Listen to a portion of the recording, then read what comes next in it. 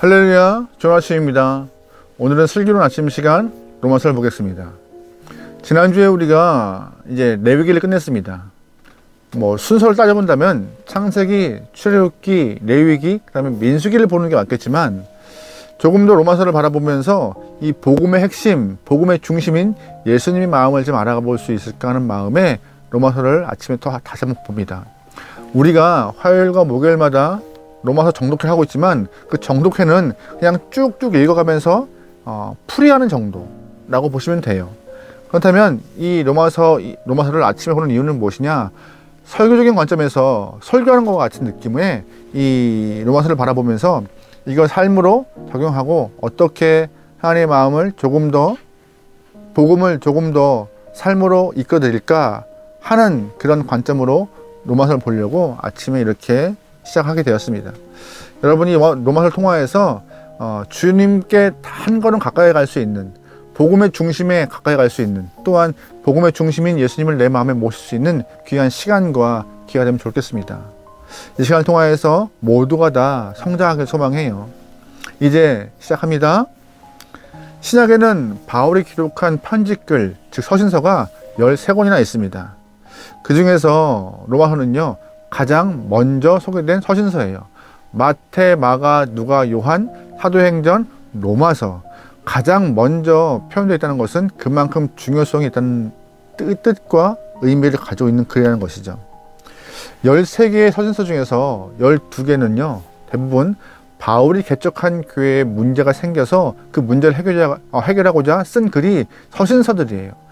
그런데 이 로마서는요, 바울이 가보지 않은 교회를 향한 글이에요.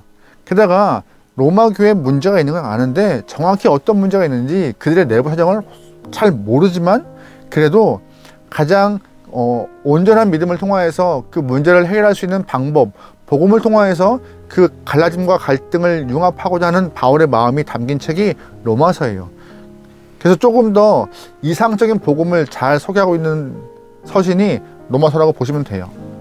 그렇다면 바울은 본인이 직접 가보지도 않은 로마 교회가 어떠한 모습인지 어떻게 생겼는지 참 알고 싶었을 거예요. 여러분은 궁금하지 않으세요? 분명히 로마 교회는 바울이 개척하지 않았어요. 근데 성경을 보다 보면은요, 로마 교회가 이렇게 해서 만들어졌겠구나라고 짐작 가능한 일이 있습니다. 사도행전 2장에 그 힌트가 있는데요. 사도행전 2장은요, 큰 사건이 등장해요. 어떤 일이냐? 오순절 성령 강림 사건이 발생해요. 그 당시에 세계 각지에 멀리 떨어져 있던 디아스포라였던 유대인들이 오순절을 지키기 위해서 예루살렘으로 들어옵니다. 들어오는 과정 가운데 마가의 다락방에 모여서 함께 기도하고 성령 체험한 일이 발생해요. 그러자 성령 체험한 이후에 모두가 다 각기 다른 나라의 말들을 방언처럼 쏟아내었고 기도하는 일이 발생합니다. 사도행전 2장 8절에서 10절 말씀입니다. 우리 각 사람이 난 곧 방언으로 듣게 된 것이 어찌 됨이냐. 우리는 바데인과 메데인과 엘람인과 또 메소보다미아, 유대와 갑바도기아, 본도와 아시아, 브루스기아와 밤빌리아, 애굽과 및 구레네에 가까운 리비아 여러 지방에 사는 사람들과 로마로부터 온 나그네 곧 유대인과 유대교에 들어온 사람들과. 아멘. 마가의 다락방에 온 사람들의 면면이 어떤 상황인지 사도행전 말씀을 표현하고 있는데, 여러 군데서 왔던 사람들이 모여 있지만 다들 그 과정 가운데 다른 나라의 말을 통하여서 방언을 하고 기도하고 있는 모습이, 그래서 성령의 체험을 하는 모습이 이 2장 말씀에 등장하죠. 그런데 이 모인 사람들이 어떤 곳에서 왔는지 소개하는 부분이 있어요. 9절 말씀에 바데, 메데, 엘람, 메도보사미아, 유대, 갑바도기아, 이 모든 것들이 다 터키 쪽 중심의 지역을 말하고 있는 것입니다. 그리고 10절 말씀 보면은요, 브루스기아, 밤빌리아, 애굽, 구레네, 리비아 이런 지역들은요, 터키 바깥에 좀 먼 지방에서 온 사람들이 한데 모였다고 사도행전은 표현하고 있어요. 즉 각지에서 진짜 많은 사람들이 모였던 것 같아요. 10절 말씀, 근데 10절 말씀 후반에 좀 중요한 표현이 있어요. 어떤 표현이요? 로마로부터 온 나그네, 곧 유대인이 있대요. 로마로부터 온 유대인이 있대요. 게다가 유대교로 개종한 사람들, 즉 유대교로 개종한 이방인들도 함께 와서 마가의 다락방에서 기도했고 성령 체험했고 방언을 했다고 설명하고 있습니다. 로마에 있던 유대인들과 유대교로 개종한 로마인들이 유대의 절기인 오순절을 지키기 위해서 예루살렘에 옵니다. 그리고 그때 성령 강림의 체험을 좀 하죠. 그동안 우리가 믿고 있고 이렇게 따라갔던 유대교보다 오히려 성령 체험한 이후에 진짜 믿음이 무엇인지, 진짜 능력이 무엇인지, 하나님의 모습이 어떠하신지, 또한 그 아들 예수를 어떻게 우리가 만나는지에 대해서 경험을 하게 된 것이죠. 그래서 유대교보다 진짜 기독교가 참여하라고, 그래서 그들이 본도, 즉 본 로마로 들어가서 유대교가 아니라 다시금 교회를 세워서 하나님의 마음, 예수 그리스도 중심, 그 성령 사역의 중심으로 목회하는 로마 교회를 만들게 된 것입니다. 그런데 로마 교회에 문제가 생겼어요. 어떤 문제냐? 사도행전 18장 말씀에 이런 편이 있는데요. 그 후에 바울이 아덴을 떠나 고린도에 이르러 아굴라라 하는 본도에서 난 유대인 한 사람을 만나니, 골라디오가 모든 유대인을 명하여 로마에서 떠나라 한 고로 그가 그 안에 브리스길라와 함께 아달리아로부터 새로 온지라. 바울이 그들에게 가매. 아멘. 무슨 말이에요? 바울이 아덴을 떠나서 고린도에 갔을 때 한 부부를 만납니다. 그 부부의 이름은 브리스길라와 아굴라였어요. 그런데 이 로마에 있던 브리스길라와 아굴라가 왜 이 고린도에 와 있어요?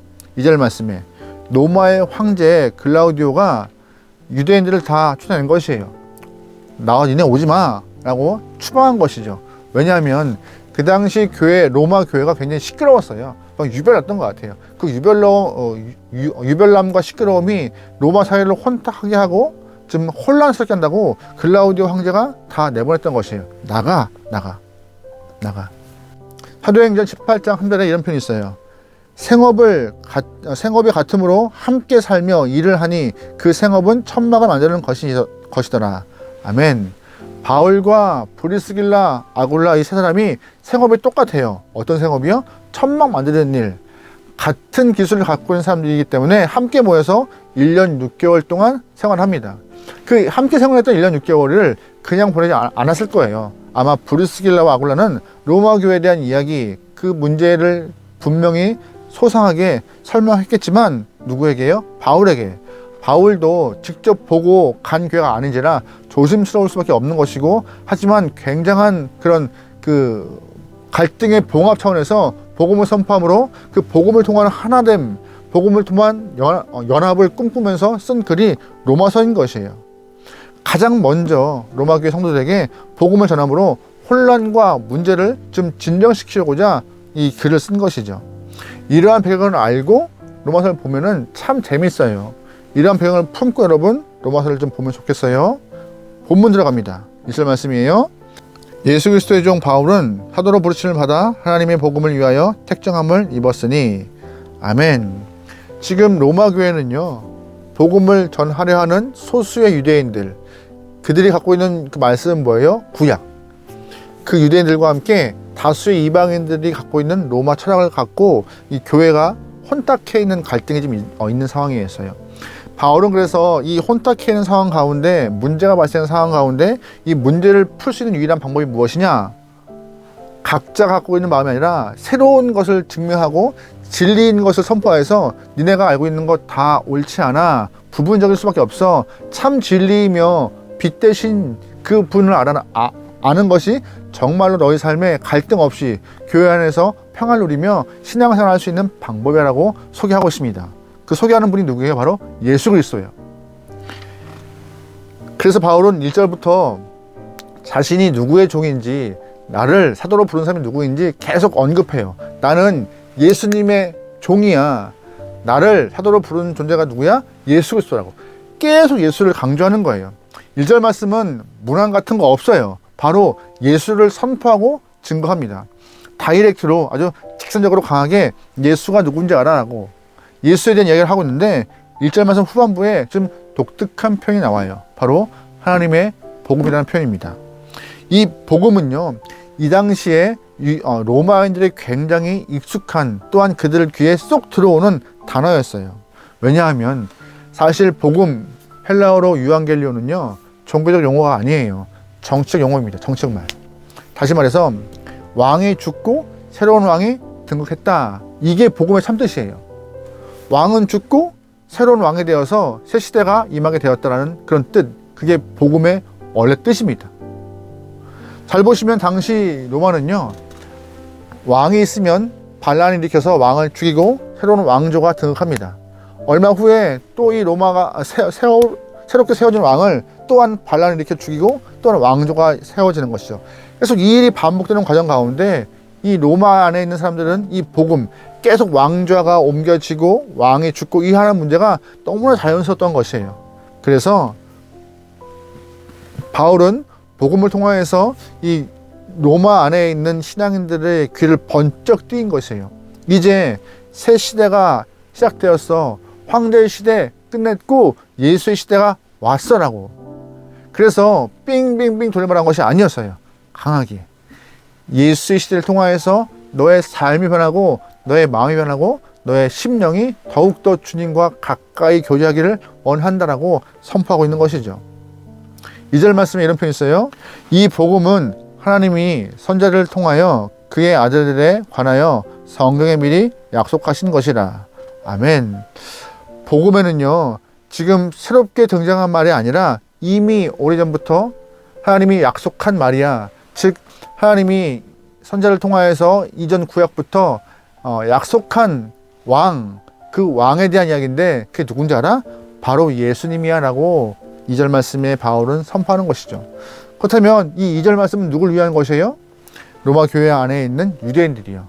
유대인들이요, 너희들이 구약에 있는 이야기들을 다 믿고 있겠지만 구약에 있는 많은 약속들은 바로 예수님을 통하여서 이루어졌고 그 예수가 우리의 구주이시며 그 예수가 진정한 복음이라고 말하고 있는 것이에요.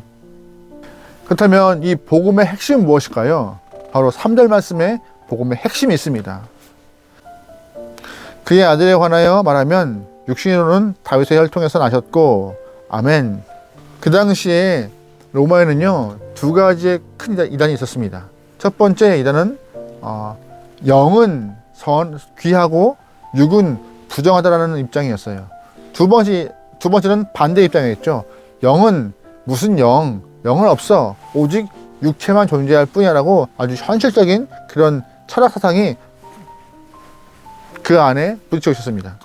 이단같이 생겼던 것이에요. 그래서 바울은 첫 번째 그 영지주의, 즉 영은 귀하고 육은 부정하다라고 선포했던 그들을 향하여서 예수가 완전한 인간으로 오신 하나님의 아들이라고 말하고 있는 것입니다. 어떻게 해요? 다윗의 육신으로는 다윗의 혈통으로 나셨고, 그냥 너희가 알고 있는 것 같이 예수는 환상이고 그냥 허울에 불과해, 그냥 영이야, 그냥 이게 아니라 진짜 다윗의 후손으로서 이 땅에 몸을 입고 오신 하나님의 아들이라고 로마서에서 바울은 말하고 있는 것이에요. 너희가 좋을 대로 해석하면 안 돼.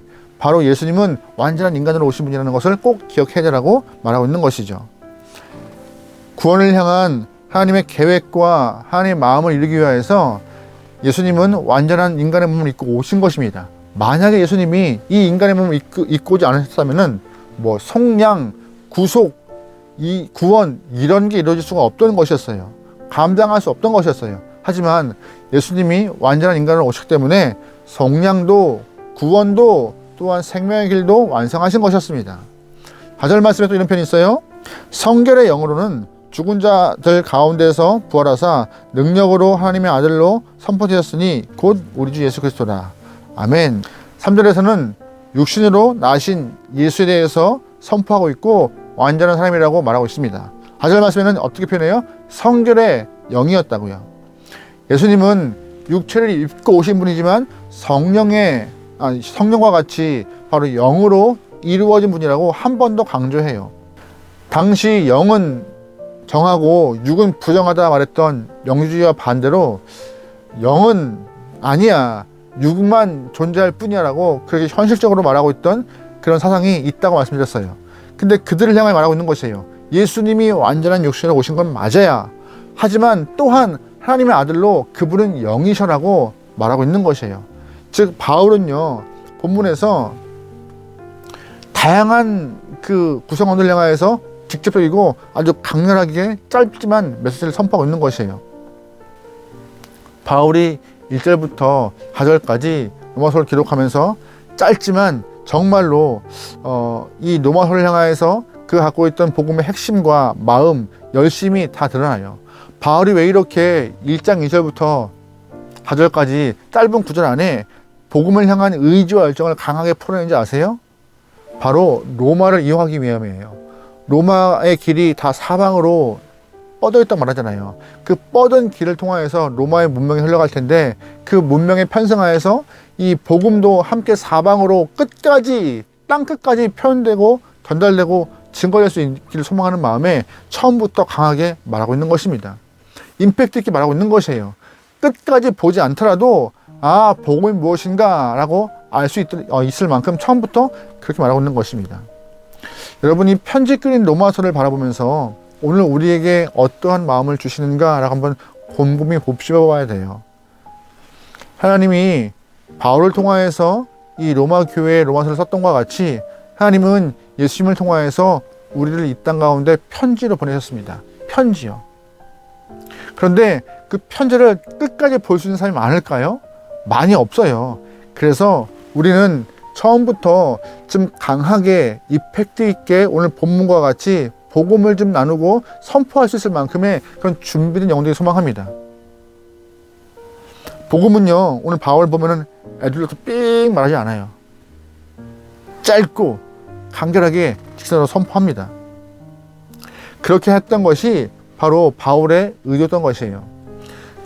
그럼 우리 삶에서 우리가 가끔씩은 신앙인이기에 착하고 바르고 올바르게 살 때, 양심적으로 끝까지 살 때 사람들이 주변에서 야, 저 사람은 좀 달라. 뭔가 좀 특별한데 그 이유가 뭘까? 라고 궁금증과 그 마음에 여러 가지 알고 싶음이 생기잖아요. 아, 저 사람이 저렇게 착하고 바르게 사는 이유는 교회 때문이구나.